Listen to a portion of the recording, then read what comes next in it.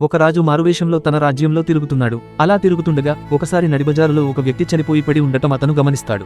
రాజు చుట్టూ ఉన్న వాళ్లతో అడుగుతాడు, అతన్ని ఎందుకు అలా వదిలేశారు అని. చుట్టూ ఉన్న వాళ్లు బదులిస్తారు, అతనేమి అంత గొప్పవాడు కాదు. అతను బ్రతికున్నప్పుడు అతనికి లేని అలవాటు లేదు. అతన్ని ముట్టుకోవటానికి కూడా మాకు అసహ్యం వేస్తుంది అని. అది విని రాజు తన భుజాలపై మోసుకుని అతని దేహాన్ని అతని ఇంటికి తీసుకువెళతాడు. అతని భార్య తన భర్త దేహాన్ని చూసి ఏడవడం మొదలుపెట్టింది. ఎంత మంచివాడు చచ్చిపోయాడు అని చెబుతూ. అది విని రాజు ఆశ్చర్యంగా అడుగుతాడు, మంచివాడు ఎలా అవుతాడు? అక్కడి మనుషులంతా ఇతని గురించి చాలా చెడుగా మాట్లాడుతున్నారు కదా అని. అది విని భార్య ఇలా బదులిస్తుంది, నా భర్త ప్రతిరోజు ఈ గ్రామంలోని మద్యం దుకాణానికి వెళ్లి 2 సీసాల మద్యం కొనుక్కుని దానిని ఇంటికి తెచ్చి కాలువలో పారవేసేవాడు. ఆ తర్వాత ఒక నర్తకి దగ్గరకు వెళ్లి ఆ రాత్రి డబ్బులంతా ఆమెకు చెల్లించి ఈ రాత్రి తలుపులు మూసుకుని ప్రశాంతంగా పడుకో అని చెప్పి ఇంటికి వచ్చి భగవంతునికి నమస్కరించి నిద్రపోయేవాడు. గ్రామంలోని వారు అతన్ని ఆ చోట్లకు వెళ్లడం మాత్రమే గమనించేవారు. అందుకే ప్రతిసారి నేను ఆయనకు హెచ్చరించేదానిని, నువ్వు ఇలాగే చేస్తూ ఉంటే నువ్వు చనిపోయిన రోజు ఎవరూ నిన్ను పట్టించుకోరు అని. ఆయన నవ్వుతూ బదులిచ్చేవాడు, కంగారు పడవద్దు, చూస్తూ ఉండు. నేను చనిపోయిన రోజు గొప్ప గొప్ప వాళ్లు నన్ను వారి భుజాలపై మోసుకుంటూ తీసుకువెళతారు అని. అది విని రాజు కళ్లల్లో నీళ్లు తిరిగాయి.